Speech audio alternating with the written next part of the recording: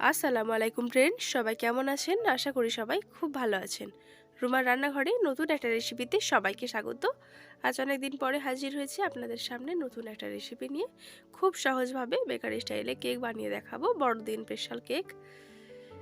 তো প্রথম থেকে শেষ অবধি দেখতে থাকুন, আশা করছি আপনাদের অনেক ভালো লাগবে। তো প্রথমেই আমি এখানে গরম মশলা নিয়ে নেব। তো গরম মশলার মধ্যে এখানে আমি নিয়েছি হচ্ছে 5 গ্রাম এলাচ নিয়েছি, একটা জায়ফলকে অর্ধেকটা করে নিয়েছি, আর নিয়েছি একটা জয়িত্রী। এবার এই মশলাগুলোকে একটু ড্রাই রোস্ট করে নেব। জাস্ট হালকা একটু গরম করে নিয়ে পাউডার করে নিলেই হবে। তো ফ্রেন্ডস, আমার এই কেকের রেসিপি আপনারা যদি প্রথম থেকে শেষ অবধি ফলো করতে থাকেন আর এই কেক রেসিপি থেকে যদি দেখে আপনারা বাড়িতে কেক বানান, তাহলে কিন্তু আমি গ্যারান্টি দিতে পারি খুব সুন্দরভাবে আপনারাও কেক বানিয়ে ফেলতে পারবেন বড়দিন স্পেশাল। এখন কিন্তু খুব ভালোভাবে গরম মশলাটা রোস্ট করে নিয়েছি, এরপরে পাউডার করে নেব। আর একটা পাতিল এখানে আমি বসিয়ে দিচ্ছি গরম করার জন্য, প্রায় 15 মিনিট ধরে মিডিয়াম টু হাই ফ্লেমে। বারবার একটা কথা বলি বন্ধুদের আপনাদের, যে পাতিল যেই আঁচেতে গরম করবেন সেই আঁচেই কিন্তু কেকটা রেডি করবেন, তাহলে কেকগুলো কিন্তু অসম্ভব সুন্দর হয়। তো এখানে মোরব্বা নিয়েছি আমি 250 গ্রাম, আর গরম মশলাটা গুঁড়ো করে নিয়েছি। এখানে কাজু নিয়েছি, ভাঙা কাজুটা আমি নিয়েছি 150 গ্রাম, কাঁচা কাজু আছে ওটা। আর এইখানে নিয়েছি ভাজা কাজু, এটাও আছে প্রায় 100 গ্রাম। নিয়েছি কিশমিশ 100 গ্রাম। আর এখানে আমি টুটি ফ্রুটি নিয়েছি, এটা আমি অনলাইন থেকে আনিয়ে নিয়েছি, আপনারা চাইলে এটা স্কিপ করতেও পারেন। আর এখানে আমি ডালডা নেব এই কেকের জন্য। এই কেকের স্পেশালত্ব আপনারা চাইলে মাখন দিয়েও করতে পারেন পুরোটাই। তো ডালডা যদি দেওয়া হয় এই কেকের মধ্যে, তাহলে কিন্তু এর টেস্টটা দ্বিগুণ হয়ে যায়। ডালডাটা আমি বনস্পতি যে ডালডা হয় সেই ডালডা নিয়েছি 250 গ্রাম। আর মাখন নিয়েছি আমি আমুলের মাখনটা বা বাটার নিয়েছি 150 গ্রাম। টোটাল আমুল এর বাটার আর ডালডা নিয়ে আমি 400 গ্রাম দেব। আর নিয়েছি ভ্যানিলা ফ্লেভার। আর এখানে চিনির পরিমাণটা নিয়েছি আমি 500 গ্রাম। আর এখানে নিয়েছি ময়দা আমি 550 গ্রাম, সরি চিনিটা 500 না 450 গ্রাম আছে। চিনি নিয়েছি 450 গ্রাম আর ময়দা নিয়েছি 550 গ্রাম। এবার সব উপকরণগুলো আমার নেওয়া হয়ে গেছে, আমি জাস্ট ব্যাটার তৈরি করে নেব।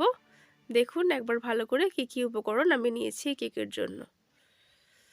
এবার একটা বড় পাত্র নিয়ে নিচ্ছি আমি কেকের ব্যাটারটা রেডি করার জন্য।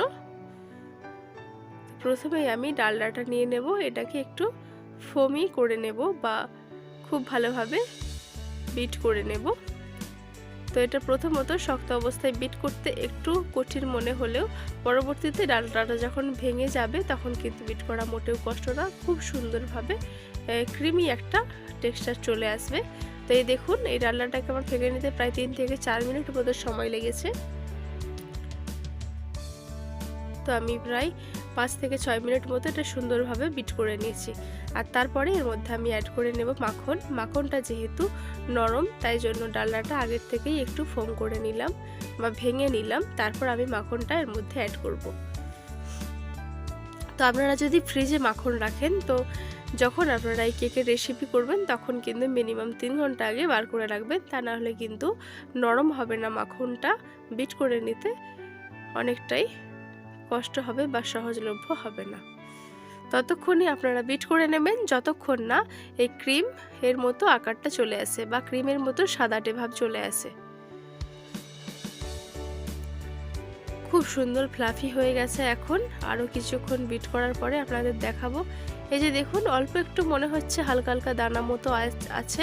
তো আমি এখনও আরও 3 থেকে 4 মিনিট মতো খুব সুন্দরভাবে বিটার দিয়ে বিট করে নেব। তো ফ্রেন্ডস, আপনারা নিজেরাই কিন্তু খুব ভালোভাবে বুঝতে পারবেন যে কখন একদম সুন্দর টেক্সচার চলে এসেছে বা ব্যাটারের জন্য রেডি হয়ে গেছে। দেখবেন একটা সাদাটে ভাব চলে আসবে ঘিয়ে ঘিয়ে কালার থেকে, আর একদম ফ্লাফি হয়ে যাবে ক্রিমের মতো। এ দেখুন একদমই কিন্তু পড়ে যাচ্ছে না, খুব সুন্দর একটা ক্রিম ভাব চলে এসেছে। এখন কিন্তু আমার ব্যাটারের জন্য এই মাখনটা রেডি হয়ে গেছে। তো এখন আমি এই পর্যায়ে দিয়ে দিচ্ছি চিনিটা, পুরোটা চিনি আমি এখানে দিয়ে দেব। আর দেব ডিম, 10 থেকে 12টা মতো ডিম আমার এখানে লাগবে 550 গ্রাম ময়দার জন্য। তো কিছুটা ডিম আমি এখানে দিয়ে দেব। তো বন্ধুরা খেয়াল রাখবেন ডিম ডিমটা দেওয়ার পরে কিন্তু অবশ্যই ভ্যানিলা ফ্লেভার, যা আপনাদের কাছে যে কোনো এসেন্স থাকবে সেটা দিতে পারেন। তো আমার কাছে মনে হয় ভ্যানিলা ফ্লেভারটা দিলেই খুব সুন্দর হয়। হাফ চামচ পরিমাণ ভ্যানিলা ফ্লেভার দিয়ে দিলাম, তাহলে কিন্তু ডিমের গন্ধটা কেকের মধ্যে একদমই আসবে না। চেষ্টা করবেন এই ভ্যানিলা ফ্লেভারটা দিয়ে নেওয়ার। ডিমটা দেওয়ার সময় অবশ্যই ডিমটা দেওয়ার সাথে সাথেই দেবেন, তা না হলে কিন্তু ডিমের গন্ধটা রয়ে যাবে কেকের মধ্যে। এক হাতে করে বিট করতে থাকবো আর এক হাতে পুরো ডিমটা আমি দিয়ে দেব।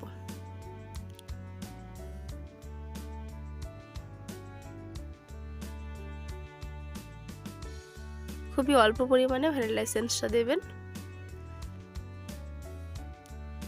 ডিমটা খুব ভালোভাবে ফেটে নেওয়া হয়ে গেছে। এখন আমি কাঁচা কাজু বাদাম বা ভাঙা কাজু বাদাম যেটা ছিল সেটা দিয়ে দিলাম, আর দিয়ে দিলাম এখানে মোরব্বা, কিশমিশ, আর দিয়ে দিচ্ছি টুটি ফ্রুটি। খুবই অল্প পরিমাণে দেব। একটা হাতা দিয়ে খুব ভালোভাবে মিক্স করে নেব, আর তারপর এর মধ্যে আমি অল্প অল্প করে ময়দা অ্যাড করব। যেহেতু এখানে ময়দার পরিমাণটা অনেকটা, সেই জন্য আমি ময়দাটাকে বারে বারে অ্যাড করে নেব। একেবারেই ময়দাটা দিয়ে দেব না, তাহলে দলা পেকে যেতে পারে, কিন্তু ময়দাটার ব্যাটারটা একদমই ভালো হবে না। তো আমি টোটাল চারবারের মতো ময়দাটা দিয়ে নেব। অল্প অল্প করে দেব আর অল্প করে মাখতে থাকবো। তো ফ্রেন্ডস, এই যে কেকটা বড়দিন স্পেশাল কেক যেটা হয়, সেটা কিন্তু কেকের ব্যাটারটা একদমই পাতলা হয় না। স্পঞ্জ কেক যেগুলো হয় বা বার্থডে স্পেশাল যেগুলো কেক হয়, সেইগুলো কিন্তু একদমই এরকম শক্ত হয় না, অল্প অল্প একটু লিকুইডি টাইপের হয়। তো ফ্রেন্ড, শেষ পর্যায়ে আমি ময়দাটাও দিয়ে দিলাম, আর দিলাম ওই যে গরম মশলা পাউডার করে রেখেছিলাম, সেই পাউডারটা একটু চেলে দিয়ে দিলাম। আপনারা চাইলে পুরোটাও দিতে পারেন, কোনো অসুবিধা নেই। খুব ভালোভাবে মেখে নিয়েছি, আর দেখে বুঝতে পারছেন যে কতটা শক্ত মতো হয়েছে। ঠিক এই রকমই টেক্সচারটা কিন্তু রাখতে হবে, তাহলে কিন্তু কেকগুলো খুব সুন্দর হবে। তো এখানে আমি 4টে ফয়েল পেপার আমার কাছে ছিল, আমি নিয়ে নিয়েছি। তো এই রকম ফয়েল পেপারে প্রায় 15 থেকে 16টা মতো এরকম ফয়েল পেপারে ওই যে মেজারমেন্ট করে নিয়েছি, পুরোটা ব্যাটার এরকম 16টা ফয়েল পেপার হবে। তো আমি ভরে নিচ্ছি ফয়েল পেপারগুলো, অর্ধেকটা করে দেব।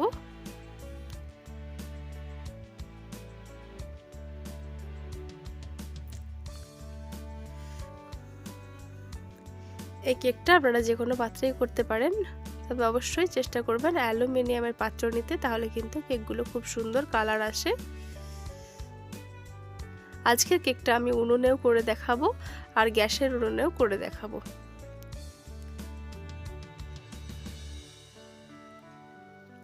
তো 4টে ফয়েল পেপার ভরে নেওয়ার পরে অনেকটাই ব্যাটার আমার কাছে আছে। আমি এরকম একটা অ্যালুমিনিয়ামের পাত্রে নিয়ে নিয়েছি, এই পাত্রের মধ্যে ভরে নিচ্ছি, আর এইটা মোল্ড আছে একটা, সেই মোল্ডের মধ্যেও বাকি ব্যাটারটা ভরে নেব। অবশ্যই তেল ব্রাশ করে নেবেন, আর খুব সুন্দরভাবে সমান করে দিচ্ছি স্প্যাচুলার সাহায্যে। এই কেকের ক্ষেত্রে কিন্তু ড্যাব করে নেওয়ার কোনো প্রয়োজন নেই। এই যে দেখুন, এখন আমি এর মধ্যে ওপর দিয়ে ছড়িয়ে দিচ্ছি ভাজা কাজু বাদাম। তো ফ্রেন্ডস, কাজু বাদামটা ভেজে নেওয়ার একটাই কারণ, উনুনে যখন অনেকটা পরিমাণে কেক করা হয় এরকম জ্বালানি কাঠের উনুনে, তখন কিন্তু এই কাজু বাদামগুলোর ওপরে কালারটা ঠিকঠাক মতো আসে না। আমার অভিজ্ঞতা থেকে আমি বলছি, কার কি হয় জানি না। তো সেই জন্যই কাজু বাদামগুলো ভেজে দিয়েছি। চেষ্টা করবেন ভেজে দেওয়ার। যদি আপনাদের উনুনে কাজু বাদামগুলোর উপরে কালার চলে আসে, তাহলে ভাজার দরকার নেই।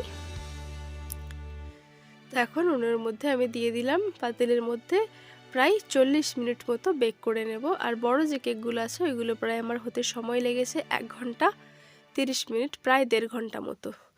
ছোট্ট একটা ফয়েল পেপার আমি ছোট্ট একটা কড়াইয়ের মধ্যে দিয়েছিলাম। এই কেকটা হতে আমার সময় লেগেছে 35 মিনিট। দেখুন কতটা সুন্দর কালারটা চলে এসেছে, মনে হচ্ছে কেকটা একদম খুব সুন্দরভাবেই হয়ে গেছে।